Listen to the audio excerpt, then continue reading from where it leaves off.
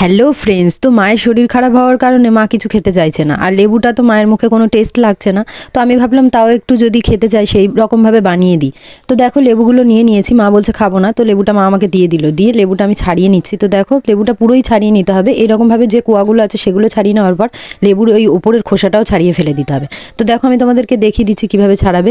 আর এই লেবুটা আমি এর মধ্যে জলজিরা দিয়ে আজকে মাখাবো, যেটা তোমরা হয়তো কখনো মাখাওনি।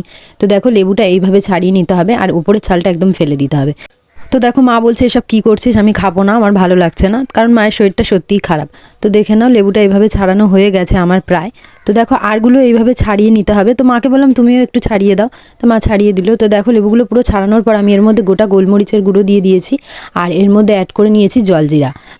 আর সবশেষে আমি একটুখানি সামান্য লবণ দিয়ে নেবো, কারণ লবণটা না দিলে এর মধ্যে টেস্টটা আসছিল না। তো দেখো, আর জলজিরা তোমরা আর কে কে কিসে ইউজ করো? তো দেখো আমি মশলা মুড়ি মাখলেও কিন্তু জলজিরা খাই, তোমরা যদি না জেনে থাকো তোমরা ট্রাই করতে পারো। থ্যাংক ইউ সবাইকে, টাটা।